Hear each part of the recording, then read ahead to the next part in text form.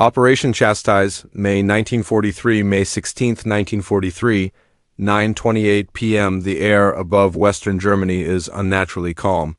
Below, the Emscher Valley lies dark, quiet, unaware. Water presses against concrete. Farms sleep along the banks. A dam thick, curved, immense holds back millions of tons of stored force, waiting. High overhead, a single Lancaster bomber drops lower than any heavy aircraft should dare, its engines strain. Its shadow skims the surface of the reservoir. The aircraft is flying so low that spray kicks up beneath its wings, so precise that a mistake of seconds would mean annihilation. Inside, no one speaks. At exactly 60 feet, the weapon is released. It strikes the water. It skips once, twice, then disappears beneath the surface, rolling toward the wall. Moments later, the night is torn apart. Concrete fractures. Steel bends. The dam does not collapse at once, it hesitates. Then the structure gives way, and the valley below is erased in a single, unstoppable surge. Villages vanish, roads dissolve. Rail lines are torn from the earth. What had taken decades to build is destroyed in minutes. This was not a battle fought by armies facing one another. It was a single mission planned in secrecy that would leave an entire battlefield in ruins. The war before the breach by the spring of 1943, the Second World War, had entered a phase of exhaustion and escalation. Germany was no longer advancing unchecked. The defeat at Stalingrad in February had shattered the illusion of invincibility in the East. In North Africa, Axis forces were retreating toward collapse. Yet the Reich's industrial heartland deep inside Germany remained largely intact, producing steel, ammunition, fuel, and machinery at a pace that allowed the war to continue. The Allies understood this problem clearly. Britain, still unable to launch a full-scale invasion of Western Europe, relied heavily on strategic bombing to weaken Germany's capacity to fight. Bomber Command, under Air Chief Marshal Arthur Harris, had been conducting increasingly large raids against industrial cities Cologne, Essen, Hamburg. The goal was not merely destruction but paralysis, to break production, disrupt logistics, and erode morale. But there were limits. German industry was resilient. Factories were dispersed, repairs were rapid. Even when cities burned, output often recovered faster than expected. Something more disruptive was needed, an attack that could not be repaired in days or weeks. Water became the focus. The Ruhr Valley was Germany's industrial core. Its steel mills, coal mines, power stations, and armaments factories depended on a complex system of reservoirs and dams. These structures regulated water for hydroelectric power, controlled flooding, and provided cooling water essential for heavy industry. Without them, factories would slow or stop. Transport lines would be disrupted. Entire regions could be thrown into chaos. The Emscher Dam, the Eder Dam, the Sorp Dam, these were not minor targets. They were massive, reinforced concrete structures designed to withstand pressure, weather, and time. Conventional bombing had already proven ineffective. High-altitude bombs lacked the precision and penetration required. Near misses caused little more than surface damage.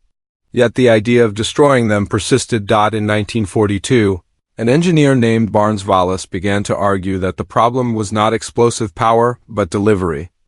Wallis believed that a weapon could be designed to bypass surface defenses, avoid torpedo nets, and detonate directly against a dam's submerged wall, where its structural strength was weakest. The concept was radical and dangerous. Wallis proposed a cylindrical bomb that would be spun backward, dropped at low altitude, and made to bounce across the surface of the water, skipping over defenses like a stone across a lake. Once it struck the dam, it would sink and detonate at a preset depth, using water pressure to amplify the blast. The theory was sound. The execution would be nightmarish. To work, aircraft would have to fly at extreme low altitude, at exact speed, at night, under enemy fire. Release timing would need to be accurate within seconds. Any deviation meant failure or death. At first, the idea was dismissed. Bomber Command was skeptical. Crews were already suffering heavy losses. Diverting resources to an unproven weapon seemed reckless. But Wallis persisted, refining his calculations, conducting small-scale tests, and lobbying quietly within the Air Ministry. By early 1943, circumstances shifted. British leaders were under pressure to demonstrate tangible results. The United States was preparing to enter the bombing campaign in force. A dramatic, high-impact operation, one that could visibly cripple German industry, offered both strategic and political value. Reluctantly, approval was granted. A new unit was formed specifically for the task, No. 617 Squadron. Drawn from experienced crews across Bomber Command, they would train in secrecy. They would fly modified Lancaster bombers. And they would carry a weapon that had never been used in combat. The mission was given a name, Operation Chastise. Training began immediately. At night, over reservoirs in Britain that mirrored the targets in Germany. Crews practiced flying at 60 feet lower than treetops, lower than church towers, judging height by spotlights mounted beneath the aircraft that converged at the correct altitude. Mistakes were frequent. Aircraft clipped water. Wings were damaged. Men were killed, but slowly, precision emerged. By May, the crews were ready, or as ready as they would ever be. Because once the mission began, there would be no second attempt. The next step was planning how, when, and where the strike would unfold, and what each crew believed awaited them on the other side of the North Sea. Planning the impossible. The success of Operation Chastise depended on precision so narrow that even minor errors would doom the mission. Every variable mattered. The weapon, officially designated upkeep, was still experimental. Each bomb weighed over 4 tons. Its backspin was generated by a motor inside the bomb bay, designed to rotate the cylinder at 500 revolutions per minute before release. This spin would stabilize its bounce and draw it toward the dam wall once it hit the water. But the bomb alone was not enough. The aircraft had to be altered. Standard Lancaster bomb bay doors were removed entirely. Mounting struts were installed to carry the exposed weapon beneath the fuselage. Additional spotlights were fixed under the nose and belly of each aircraft, angled so that their beams met at exactly 60 feet above the surface. If the two lights merged into one circle on the water, the pilot knew he was at the correct height. Speed was equally unforgiving, 220 miles per hour. Too fast and the bomb would overshoot. Too slow and it would sink before reaching the dam. Distance mattered too, because there was no modern targeting system. Bombardiers used a simple triangular wooden sight. By aligning the towers on either side of a dam within the sight's frame, the crew could determine the exact release point. A few seconds too early or too late meant a miss. Training had drilled these steps into muscle memory. But training could not replicate flak, searchlights, or the chaos of combat. The plan called for a night attack in waves. The primary targets were the Emchen and Eder dams, both located in central Germany and critical to the Ruhr's water supply. A third target, the Sorp Dam, was to be attacked if conditions allowed, though its earthen construction posed different challenges and would require a modified attack approach. 19 Lancasters would take part, divided into 3 formations. The first wave would strike the Emchen Dam. If successful, surviving aircraft would proceed to the Eder. The second wave would reinforce whichever target remained intact. The third wave would act as a reserve, tasked with attacking secondary objectives or exploiting unexpected opportunities. Command of the operation was given to Wing Commander Guy Gibson, a decorated bomber pilot with over 170 missions to his name. Gibson was chosen not only for his experience but for his ability to maintain control under extreme pressure. His role was not just to fly but to observe, assess, and direct attacks in real time. The risks were fully understood. To reach the dams, the Lancasters would have to fly low across occupied Europe, skirting known air defenses, threading through valleys and across rivers. At such altitudes, German radar would struggle to detect them, but light flak, small arms fire, and obstacles like power lines posed lethal threats. There would be no fighter escort. If an aircraft was hit, there would be little chance of recovery. A crash at 60 feet offered no margin for survival. The crews knew this. They had been briefed without illusion. Some wrote letters before departure. Others said nothing at all. On the afternoon of May 16, 1943, the aircraft were loaded and fueled at RF Scampton. Ground crews worked in silence.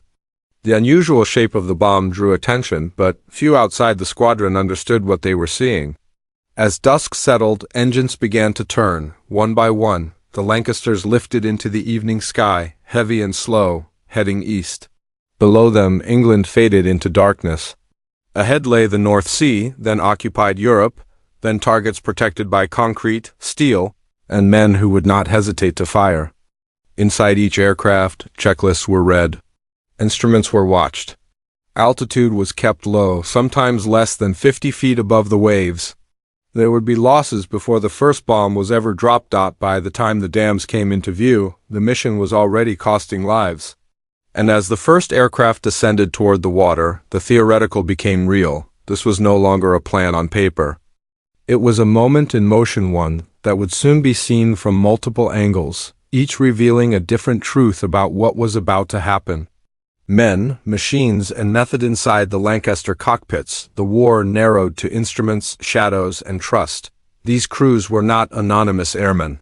Most were veterans of repeated bombing missions over Germany. They had seen aircraft explode beside them, watched friends vanish into darkness, and return to empty bunks.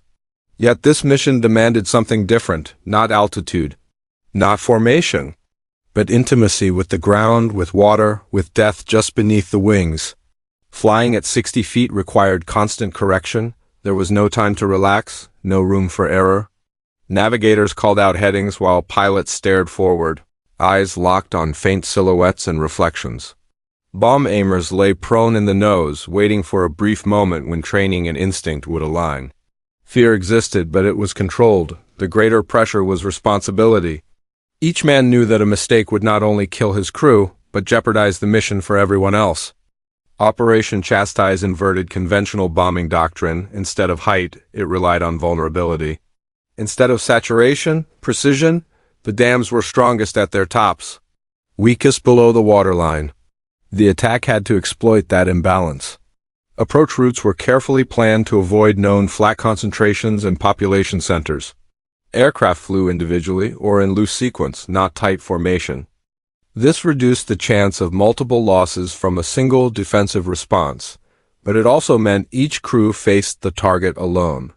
Timing was everything.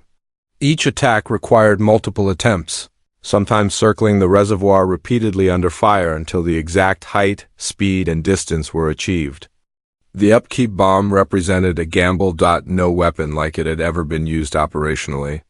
Its success depended on physics behaving exactly as predicted, on water resistance, rotational momentum, and detonation depth combining correctly. Failures were expected. If the bomb struck the water at the wrong angle, it could dive, skip unpredictably, or explode too early.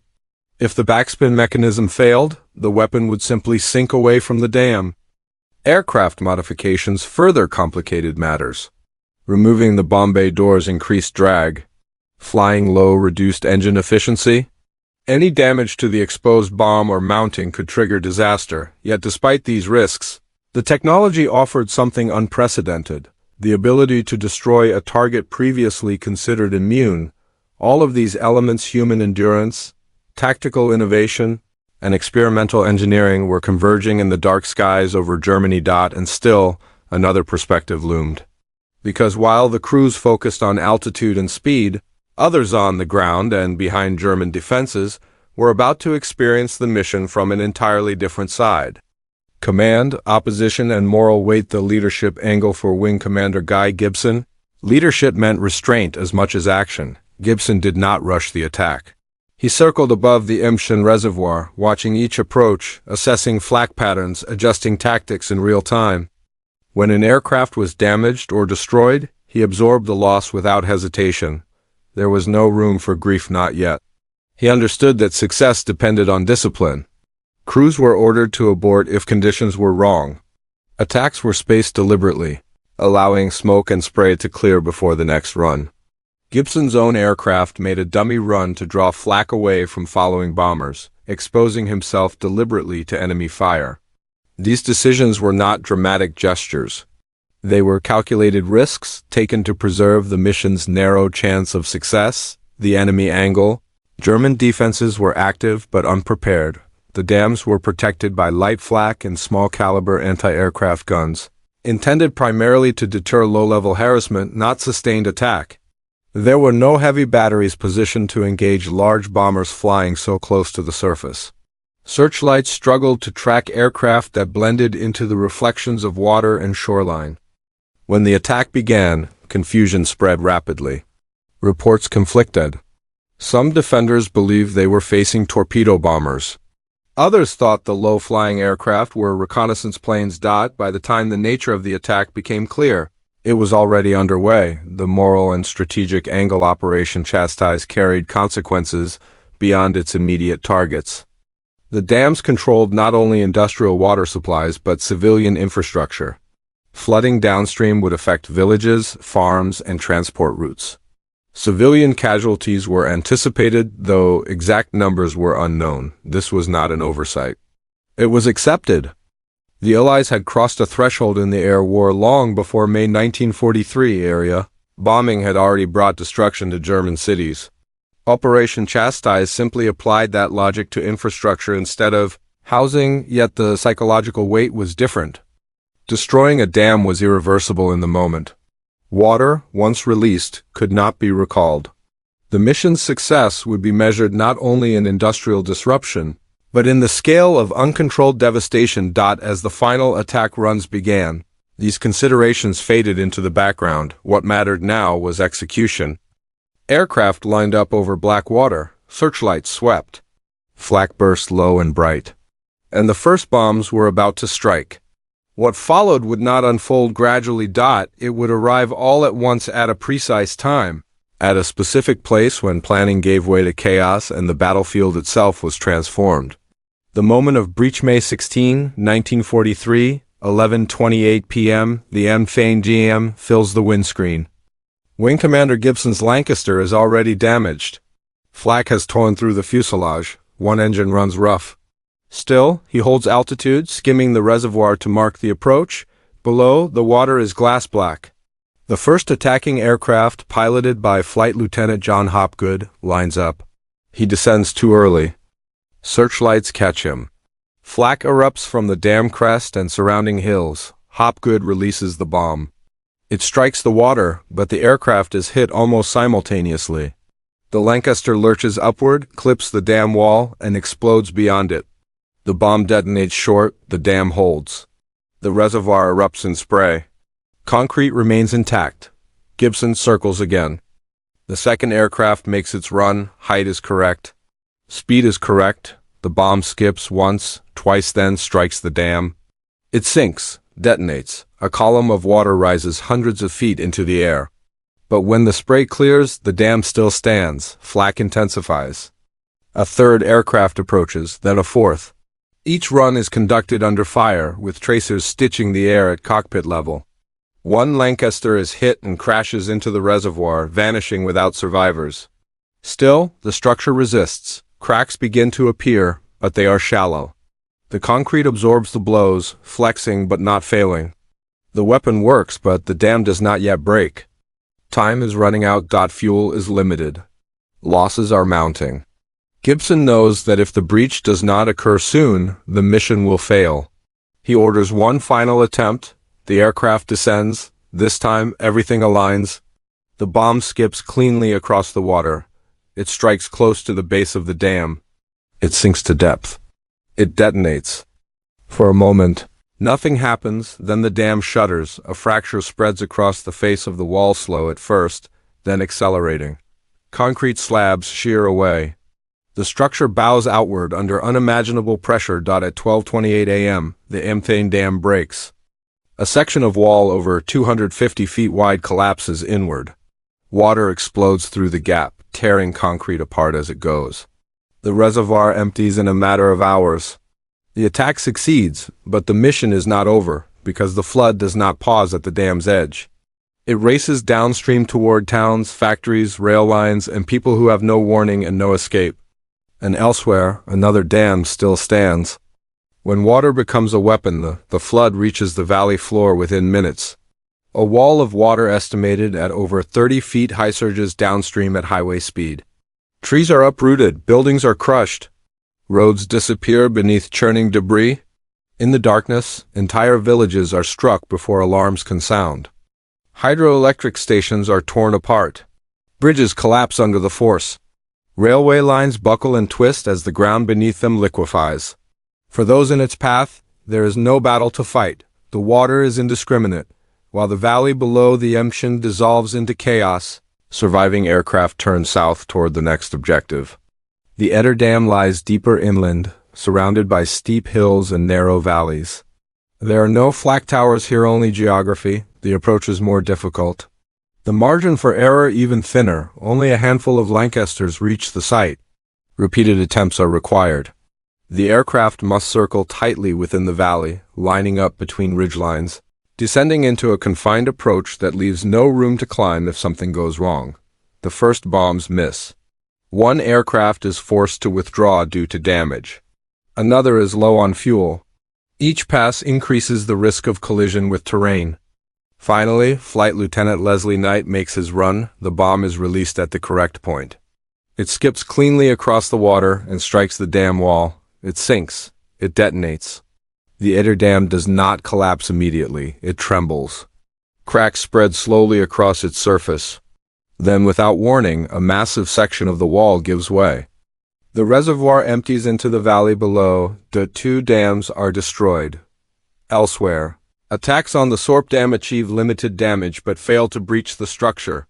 Its earthen design absorbs the explosions, reducing the bomb's effectiveness. By dawn, the surviving aircraft turn for home. Of the 19 Lancasters that departed, only 11 return. 8 are lost. 53 aircrew are killed. 3 are captured. On the ground, the scale of destruction becomes visible with the morning light. Factories are flooded. Mines are submerged. Power generation is disrupted across the Ruhr. Thousands of forced laborers and civilians are dead or missing, swept away in the night. The mission has achieved its objective, but at a cost that cannot be measured solely in targets destroyed. As smoke rises and water recedes, the question shifts from whether the dams were broken to what breaking them has changed. The immediate reckoning by the morning of May 17, 1943. The Ruhr Valley is unrecognizable. Water still covers fields and factory floors. Rail yards are submerged. Roads have been torn apart, leaving jagged scars where infrastructure once connected the region. The floodwaters carried debris from miles timber machinery. Livestock, pieces of buildings reduced to fragments. German emergency services struggle to respond. Communications are severed. Power is out across wide areas. Bridges that might have carried aid are gone. Survivors search for family members in silence, moving through mud and wreckage where towns had stood only hours earlier. Initial German reports underestimate the damage.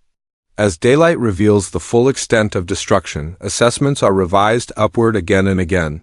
Hydroelectric output in the region drops sharply. Coal mines already under strain are flooded, forcing shutdowns that will take weeks to reverse. Several armaments factories cease production entirely until water can be pumped out and machinery repaired. Yet the disruption is uneven. Some plants resume limited operations within days. Others are offline for months. German industrial planners divert thousands of workers, many of them forced laborers and prisoners of war, into repair efforts. Materials are rushed in. Emergency construction begins almost immediately. The dams themselves become priority sites. Temporary barriers are erected within days to slow water loss. Concrete is poured continuously, day and night. By late summer, the Emschen Dam is partially restored. Full repair will take longer, but the breach is no longer open. The human cost becomes clearer as reports accumulate. Exact casualty figures are difficult to determine. German sources later estimate over 1,600 civilian deaths, a large proportion of them foreign forced laborers housed in low-lying camps downstream from the dams. Many are never formally identified. Within Germany, the attack is portrayed as a criminal act. Propaganda emphasizes civilian suffering and destruction, reinforcing narratives of Allied brutality. Public morale wavers but does not collapse. In Britain, the reaction is different. Operation Chastise is presented as a triumph of ingenuity and courage. Newspapers focus on the daring low-level attack and the dramatic destruction of the dams. The crews of No. 617 Squadron become national heroes. Guy Gibson is awarded the Victoria Cross, yet behind the celebration, assessments are more cautious. Analysts begin asking whether the cost in aircraft, trained crews, and civilian lives has produced a proportional strategic gain. Because even as the waters recede, Germany's war machine is still moving, and the longer-term consequences of the mission are only beginning to take shape. Judgment over time. In the weeks that follow Operation Chastise, the initial shock gives way to calculation. German recovery is faster than Allied planners had hoped. Emergency engineering units work relentlessly. The Reich diverts immense labor resources, many drawn from occupied territories, to dam repair, flood control, and infrastructure restoration. Anti-aircraft defenses around remaining dams are strengthened almost immediately, reducing the likelihood of any repeat operation. Within months, water flow is partially regulated again. Power generation resumes at reduced capacity. Industrial output in the Ruhr dips but does not collapse. The strategic impact, while real, is temporary. British intelligence assessments acknowledge this quietly. While production losses are measurable, they fall short of decisive. The dam's destruction does not cripple Germany's ability to wage war in the long term, yet the mission's influence extends beyond numbers. Operation Chastise forces Germany to divert tens of thousands of workers, engineers, and soldiers to homeland defense and repair. Resources that might have reinforced front lines are tied up internally. The psychological impact, proof that no target is beyond reach, lingers longer than the physical damage. For the Allies, the operation reshapes thinking. It demonstrates that precision attacks on infrastructure can produce effects disproportionate to the size of the force used. It validates innovation, daring, and technical risk-taking. At the same time, it underscores the moral complexity of modern warfare, where strategic success and civilian suffering are inseparable. Within Bomber Command, lessons are absorbed cautiously, low-level attacks remain dangerous. Loss rates are unacceptable for routine operations. Operation Chastise is seen not as a model to repeat frequently, but as a singular solution to a specific problem. No, 617 Squadron is retained as a specialist unit tasked with precision bombing using novel weapons. Its role will evolve, but its identity is permanently shaped by the night the dams broke. Years later, historians will debate the mission's value. Some will argue that its material impact was overstated. Others will emphasize its symbolic power and tactical innovation. Both perspectives hold truth, because Operation Chastise was not decisive in the way battles are decisive. It was decisive in how it revealed the changing nature of warfare, where engineering, planning, and precision could alter landscapes as profoundly as armies once did. And that realization leads to the final question, not what the mission destroyed, but what it meant, what the ruins remember. Operation Chastise was never meant to be repeated. It existed at the intersection of desperation and ingenuity, born from a moment when conventional methods had reached their limits.